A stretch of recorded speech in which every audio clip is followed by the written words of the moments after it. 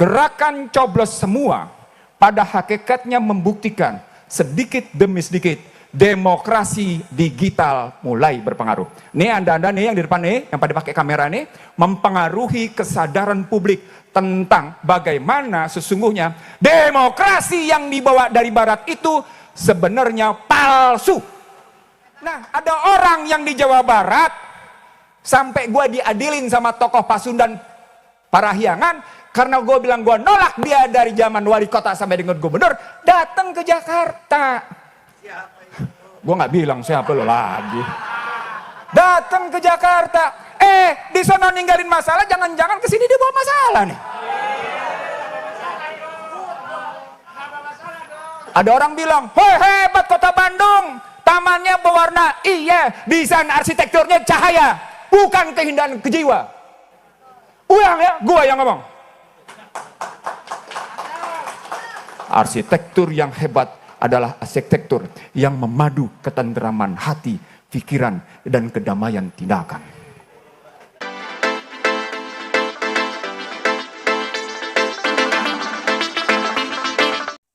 Assalamualaikum warahmatullahi wabarakatuh. Dalam acara Gercos yang diselenggarakan oleh rakyat Jakarta, salah satu pembicara yang dihadirkan dalam tema Gercos, gerakan coblos semua, adalah Bang Ihsanuddin Nursi. Bagaimana pandangan beliau tentang gerakan ini yang muncul di Jakarta? Assalamualaikum warahmatullahi wabarakatuh. Alhamdulillahirrabbilalamin. Wassalatu wassalamu ala asrafil anbiya mursalin wa ala alihi wa sahbihi ajmain. Allahumma sholli sayyidina Muhammad wa ala sayyidina Muhammad. Ada 5 hal yang ingin saya sampaikan dengan Gercos. Sebenarnya kalau mundur ke belakang, saya mulai dari tahun 77. Tahun 77 ketika kita melihat ini untuk mereka yang seusia dengan saya ingat banget, pemilu tahun 71 diundur, mestinya tahun 76 diundur menjadi tahun 77. Ingat ya? Kali ingat ya. Dari sana ternyata terjadi penyederhanaan partai politik. Nah, penyederhanaan ini dalam dimensi politik memang berbau tirani, berbau otoriter. Maka dikenalah 2 partai politik dan 1 Golkar. Saya yang baru kuliah saat itu, baru belajar politik, baru belajar jadi aktivis gitu. Kebetulan gaulnya sama tokoh-tokoh senior di Salemba, ngerti, diajarin bener gitu. Sikapnya satu. Sikapnya waktu itu, kalau kita nggak datang, suratnya dimanfaatin. Kalau kita datang, kita mesti ngapain? Coblos semua. Jadi sebenarnya gerakan coblos itu sudah muncul tahun 77. Ya. Itu digagas oleh teman-teman yang aktif di Salemba. Waktu itu UI masih di Salemba. Gitu. Belum pindah ke Depok. Senior-senior waktu itu di bawah pengaruh Rektor Mahar Marjono. Gitu. Nah, gerakan coblos semua pada 77 itu, yang saya ulang-ulang sebenarnya sejak pemilu 2004. Saya ulang-ulang sejak 2004. Apa itu pemilu 2024 sampai dengan sekarang? Gerakan di mana ada kegagalan atau rusaknya sistem dan buruknya tokoh. Jadi kalau kita bilang gerakan coblos semua, sebenarnya 2 hal. Yang pertama, sistemnya salah. Ya, ulang. Sistemnya salah, tokohnya buruk. Apa poinnya? Sistemnya nggak bisa menunjukkan kita bahwa dia menegakkan 4B. Baik, benar, bertanggung jawab, dan berani menegakkan keadilan. Itu sistem. Jadi sistem itu 4B. Dia harus baik, dia harus benar, dia harus bertanggung jawab, dia berani menegakkan keadilan. Bukan berani bela keluarga. Bukan bilang anaknya nebeng hukum berlaku sama di depan semua. Anaknya boleh bilang nebeng, nebeng apaan kalau pakai dulan lo bilang nebeng, otak lo di mana? Kan ya enggak aja gitu mikirnya. Itu artinya logika-logika normatif konstitusional bahwa semua warga negara mempunyai kedudukan yang sama di depan hukum dan pemerintahan, argumen-argumen desepsi. Argumen-argumen yang sesungguhnya palsu. Itu menggambarkan bahwa sistem kalau sistem rusak pasti aktornya buruk. Dan itu sudah berjalan selama satu generasi. Dari 2004 hingga 2024 kemarin. Nah saya, tadi Revi udah membuktikan dengan hukum. Saya ingin membuktikan dengan angka. Seperti biasa mainan saya di angka.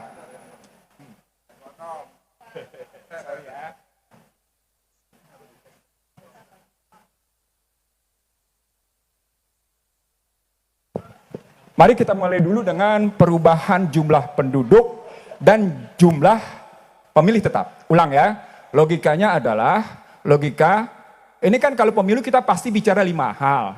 Sistem pencoblosan, sistem pemungutan suara, dan bagaimana pencoblosnya, siapa penyelenggaranya, bagaimana badan resolusinya, dan kemudian sistem apa yang dipakai dalam. Pasti 5 hal dalam pemilu. Saya ingin ringkas aja.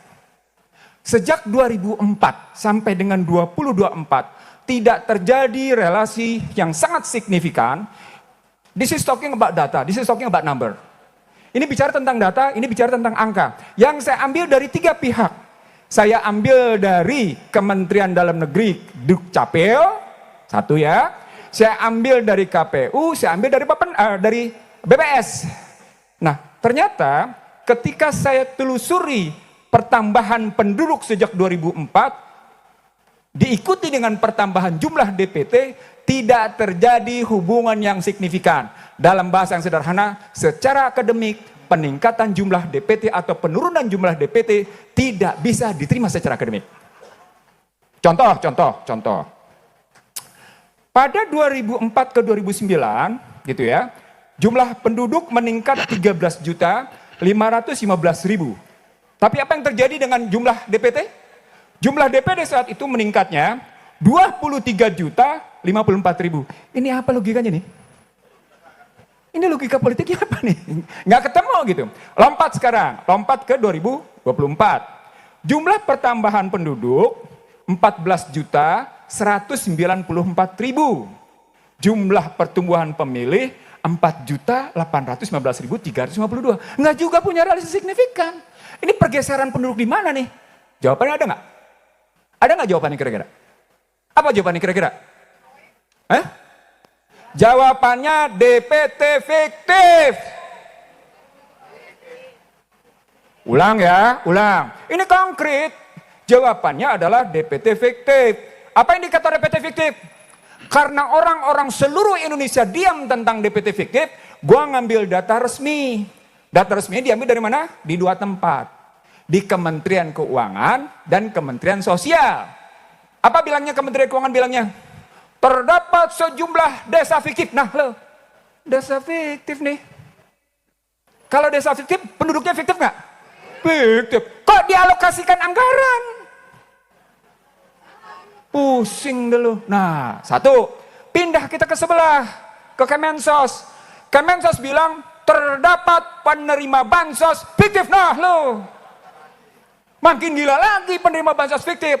Pindah lagi ke KPK. KPK menyatakan dengan penerima bansos fiktif, negara dirugikan sekitar 10 sampai dengan 11 triliun. Gua tanya sama lo semua, lo percaya nih sama sistem? Nah, lo sederhana aja logikanya. Kita nggak usah bicara dulu soal uang. Ntar uangnya lain lagi nih. Ini hal ketiga yang gue bicarain sama lo. Gue Betawi, jadi gue ngomongnya bela gue ya. Jadi kalau gue bilang ini kejadian begini, maka sesungguhnya ada yang bermasalah di dalamnya. Nah, kalau yang bermasalah itu intinya ada di mana? Mundur ke belakang. Jangan bilang langsung rejim dulu. Jangan rejim dulu bilangnya. 9799 Iksanuddin Nursi anggota DPR. 99 2001 Iksanuddin Nursi mundar mandir istana. Ya. Ini pengalaman pribadi nih. 9799 satu-satunya manusia yang menolak IMF dan nggak mau tangannya dibawa terhadap Bill Clinton dan Michael Kadamsi, gua manusianya. Nah, Masya Allah, subhanallah, gue tidak sedang berbangga diri. Jujur, ini bukan dalam rangka berbangga diri, ini tidak dalam rangka ujub, ini tidak dalam rangka riya. Ini dalam rangka kulil haqqa walau kana muron. Rabbana ma khalaqta hadza batilan subhanaka faqina azabannar. Jadi ada tuntunan agamanya bersikap begini. Apa poinnya? Lu ditaruh otak lu, harkat martabat lu di bawah ketiaknya, di bawah telapaknya IMF dan World Bank. Puncaknya adalah perubahan undang-undang dasar dari tahun 99 ke 2002. Paling gegap gempitanya adalah di pasal 6A ayat 2. Apa itu pasal 6A ayat 2? Presiden dan wakil presiden diusulkan oleh satu partai politik atau gabungan partai politik yang dipilih langsung dalam pemilihan umum. Sekarang gue tanya balik, dari rumusan kayak gini pertanyaan besarnya, emang partai politiknya benar? Gue tanya balik, benar jawabnya biar semangat. Emang partai politiknya benar? Kagak.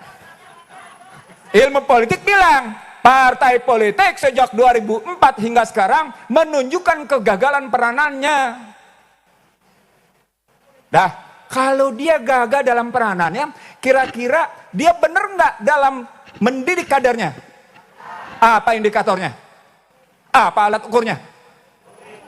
Dia ngusulin orang lainnya bukan dari kadernya.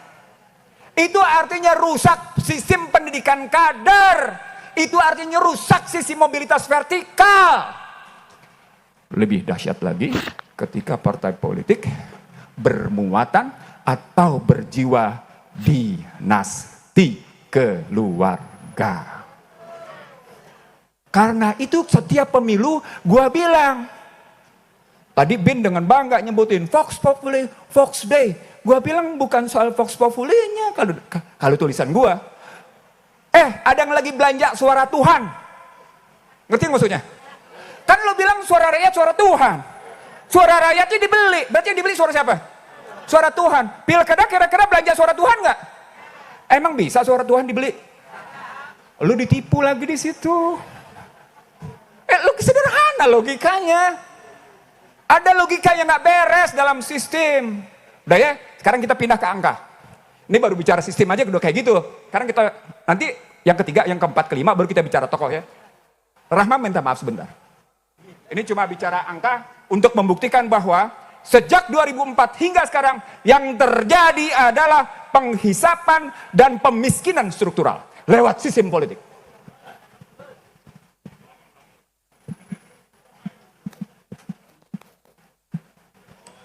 Kalau nggak percaya minta datanya sama gue boleh ya, gue kasih. Oke ya, pemilu 99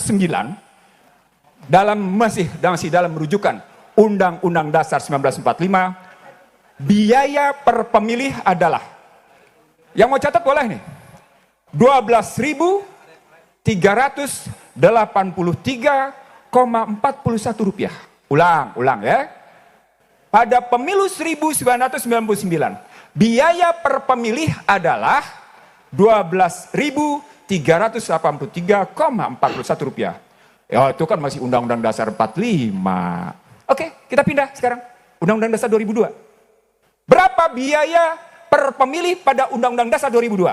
Biaya per pemilih pada Undang-Undang Dasar 2002 adalah 39.336,76. Catat.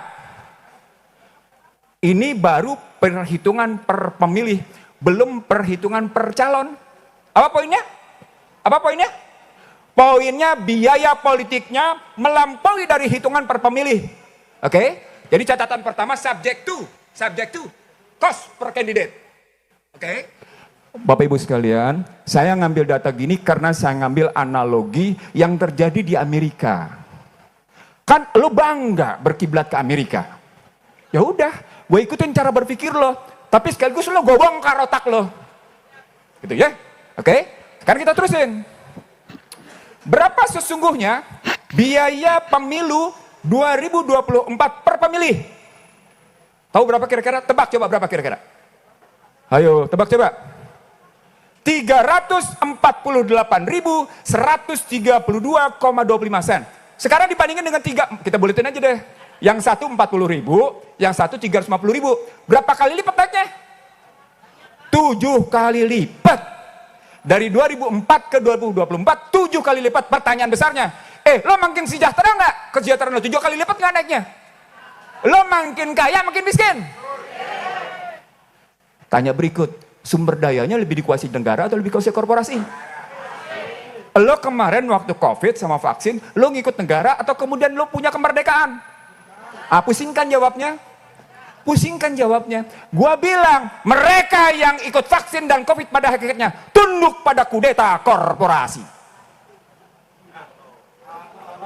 Kalau kurang bukti, baca Bangsa Terbelah. Sebentar lagi Prahara Bangsa gue keluarin. Gue buktiin sama lo dengan angka lagi-lagi. Dengan angka lagi-lagi. Dengan angka dan dengan pemain. Artinya kita lihat bagaimana sebenarnya lembaga-lembaga multilateral mendikte dunia karena kebetulan si kulit putih satu ini kalah sama kuning dalam persoalan tarung duit. Gitu. Betawi bilangnya begitu. Nah yang keempat. Dari situasi Vox Populi Vox Day dengan biaya kayak gitu. Pertanyaan berikutnya yang keempat. Partai politiknya punya duit nggak? Halo, partai politiknya punya duit nggak? Larinya kemana? Larinya kemana? Larinya ke korporasi karena sistemnya memperkenankan sumber daya, APBN, konsesi, pasar diserahkan ke korporasi. Maka partai politik lari terburu-buru ke korporasi. Apa dampaknya? Dampaknya gue bilang Indonesia hanya dikuasai 29 manusia. Ini ceramah gue di berbagai perguruan tinggi ya, bukan di hadapan lo nih. Gue ulang ya, ini ceramah gue bukan di hadapan lo, di hadapan berbagai perguruan tinggi. Siapa 29 itu? Kan gitu pertanyaannya. 10 ketua umum partai politik. Oke? 10 ketua umum partai politik. 10 orang terkaya. Oke? 10 orang terkaya. Mau dibilang 10 boleh. Partai politik, kan bukan 10 partai politik, 9. Iya 9 aja deh. Karena yang ada di DPR cuma 9. Yang main habis-habisan 9. Oke, 9 tambah 10, 19. Berapa hakim Mahkamah Konstitusi? 9. Berarti 28 ya? Satu lagi siapa? Presiden. Ketemu dia 29. Lo nggak bisa bikin apa-apa. Cuma mereka yang main nentuin negeri ini. Jadilah selama 9 tahun, 10 tahun ini. Semua situasi di bawah ketiak presiden. Iya, di bawah ketiak presiden. Ya, terakhir. Bapak Ibu sekalian. Gerakan coblos semua pada hakikatnya membuktikan sedikit demi sedikit demokrasi digital mulai berpengaruh. Nih anda nih yang di depan nih, yang pada pakai kamera nih, mempengaruhi kesadaran publik tentang bagaimana sesungguhnya demokrasi yang dibawa dari barat itu sebenarnya palsu. Gue teringat bagaimana cara Obama kampanye dengan change gitu. Terus ada juga yang ikut-ikutan di Jakarta sebelumnya. 2009 ikut-ikutan, 2004, 2009 ikut-ikutan. Kita bisa apa tuh? Bisa berubah. Pertanyaan berikutnya. Kalau kita lihat tokoh, ini kan kelima bahasanya tokoh nih. Kalau kita bicara tokoh, maka pertanyaannya, bagaimana kita menelusuri tokoh? Bahasa akademik bilang, perhatikan background assumption-nya sama domain assumption-nya. Bahasa akademiknya bilang. Betawi bilang, lihat bibitnya dong. Jawa bilang tambahin, lihat babatnya. Lihat bobotnya, lihat bebetnya. Nah, ada orang yang di Jawa Barat, sampai gue diadilin sama tokoh Pasundan Parahyangan, karena gue bilang gue nolak dia dari zaman wali kota sampai dengan gubernur, datang ke Jakarta. Gue nggak bilang siapa lo lagi. Datang ke Jakarta. Di sana ninggalin masalah, jangan-jangan kesini dia bawa masalah nih. Ada orang bilang, "Hoi, hebat kota Bandung. Tamannya berwarna, iya, desain arsitekturnya cahaya, bukan keindahan kejiwa." Ulang ya, gua yang ngomong. Arsitektur yang hebat adalah arsitektur yang memadu ketenteraman hati, pikiran, dan kedamaian tindakan. Itu jago dia. Iya. No, gue narasumber buat sekolah arsitektur di ITB salah satunya. Jadi gue bilang, gimana cerita ITB nggak bisa memberikan masukan kepada si gubernur yang bersangkutan dalam rangka memperbaiki tatanan hidup di Jawa Barat dan Bandung. Datang ke Jakarta, repotnya Jakarta terima. Bukan terima itu bahasa gue. Lo terima Jakarta dijadiin kota global. Masya Allah, la haula wala quwata illa billah. Kalau lo terima Jakarta jadikan kota global, lo bersedia diri dihisap dan dieksploitasi oleh kekuatan global. Bahasa global itu gitu. Itulah Sustainable Development Goals. Sadar nggak? YouTube gue umurnya cuma 4 jam nih. Ini manusianya satu nih. YouTube gue umurnya cuma 4 jam ketika gue ngebuktiin kayak gini.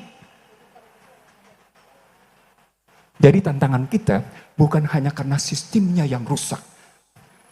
Tokohnya juga buruk. Muncul lagi tokoh. Jadi anggota DPR nggak jelas. Jadi menteri juga nggak jelas. Ngapain? Paling tidak kan tadi gue bilang. Ada persoalan background assumption sama domain assumption. Artinya kita mesti jelas nih orang siapa gitu. Terakhir. Ada yang coklat. Agamanya beda. Kebetulan kampanye soal COVID, soal vaksin. Kita lupain deh soal agamanya. Isunya dia bener nggak? Isunya dia bener nggak? Bener. Isunya dia bener. Ngapain Budi Gunadi Sadikin, Menteri Kesehatan, mesti tanda tangan Bill Gates, Melinda Foundation, sementara menurut The Times London dan Wall Street Journal, kebijakan mereka adalah population shrinking. Jawab. Jawab. Teman-teman sekalian, ini tantangan besar buat masyarakat Betawi. Lo tuh sedang dibodohin. Berhenti dibodohin. Maaf ya, ini forum terbuka ya. Siapa aja lah berkuasa, gue sendirian gue lawan. Ayo. Tapi ngomongnya akademik, jangan ngomong kekuasaan. Ngomong kekuasaan gue nyerah. Tapi ngomong akademik, nggak 1 milimeter pun gue mundur. Nggak 1 milimeter pun gue mundur. Enggak. Barat, si Amerika yang jadi kiblat itu, sekarang aja udah kepusingan. Masyarakatnya butuhnya fentanyl, butuhnya kentamin. Lo tahu nggak fentanyl apaan? Lo tahu nggak kentamin apaan? Buset dah. Betawi bilang buset dah. Itu masyarakat udah kayak zombie. Ya Allah ya Tuhan. 6,9 triliun dia tidak bisa atasi apa-apa. Dalam ceramah gue, 1 abad mereka gagal berkuasa di panggung dunia. 1 abad mereka gagal. Dan lo mau ngikutin jejak mereka yang gagal itu. Itu keinginan gue hadir di sini. Watawasobil haq, watawasobil gue. Please, lo jangan ikutin ajaran yang merendahkan harkat martabat lo. Jangan ngikutin ajaran yang merendahkan kemanusiaan-kemanusiaan yang tidak berpola tangguh. Dalam sejarah umat manusia, ini kemarin nih, ada yang bangga nih, tanda tangan MOU antara Taman Suropati sama London. Dia bilang, saya ingin tahu bagaimana Indonesia bicara tentang peranan wanita dalam berbagai segi. Saya ingin peranan wanita makin hari makin meningkat. Kampanye simbolik torture tuh. Kampanye simbolik torture tuh. Tapi semua orang diem. Bahwa sesungguhnya sama seperti tamu kemarin. Ada tamu tanggal 5, tanggal 6 ngatur si mayoritas utama. Hah? Dan lo diam. Gue gak sedang ngebakar. Gue cuma ingin menyatakan pentingnya mempertahankan harkat martabat. Tanpa mengganggu harkat martabat manusia yang lain. Itu kata kuncinya. Nah kalau gue demikian bersemangat, tidak lain tidak bukan. Tidak ada orang lain yang bisa menolong diri lo. Kalau diri lo sendiri nggak bisa menolong. ku anfusakum wa ahlikum nar. Dan itu hanya terjadi ketika kita bisa wa'tasimu bihabillah jami'ah wala tafarraqu. Dan itu hanya bisa terjadi ketika kita bilang, ya ayyuhalladzina amanu ittaqullaha haqqa tuqatih wa la tamutunna illa wa antum muslimun. Yang tengah-tengahnya adalah ya ayyuhalladzina amanu intan surumbah yansurukum wa yusabbit aqdamakum. Ketika lu tidak bisa melakukan itu semuanya, yakinlah harkat martabat lo rendah. Ulang. Ini janji Allah. Bukan janji siapapun, tapi ini janji Allah. Siapapun yang mencoba untuk menanggalkan keempat hal tadi, lo pasti rendah harkat martabat lo. Assalamualaikum warahmatullahi wabarakatuh. Ya, Bang Ihsanuddin Nursi membuka cakrawala berpikir kita tentang memaknai tidak hanya dalam konteks politik, apalagi seperti di Jakarta ini, Bang Ihsanuddin membuka ruang berpikir kita jauh lebih kompleks, tidak sebatas di pilkada ini. Bang Ihsan memang dari dulu dikenal vokal dan konsisten memperjuangkan ide-idenya tentang kemajuan ekonomi dan di sektor-sektor yang lain. Yang menarik dalam hal ini, masyarakat Jakarta merespon sebuah dialektika politik yang muncul dari kekecewaan, muncul dari kekecewaan akibat dari tidak adanya partai politik yang mengusung Anies Baswedan. Terlebih proses komunikasi antar partai politik ini memang sangat ganjal karena dipaksa mereka bergabung di dalam koalisi yang mengusung Ridwan Kamil dan juga Susono. Tadi Bung Ihsanuddin sudah menyampaikan pandangannya terkait siapa sih sosok Ridwan Kamil sebenarnya. Tapi melihat realita hari ini, tampaknya pasangan Ridwan Kamil dan Susono ini akan memenangkan pertarungan dengan mudah di DKI Jakarta. Tapi yang kita soroti di sini, yang kita urai di sini adalah munculnya dari masyarakat itu tentang Gercos, gerakan coblos semua. Ini beda lagi dengan golput, tapi kita nantikan bagaimana nanti rakyat Jakarta ketika pilkada itu dilakukan dan berlangsung. Sekian, terima kasih.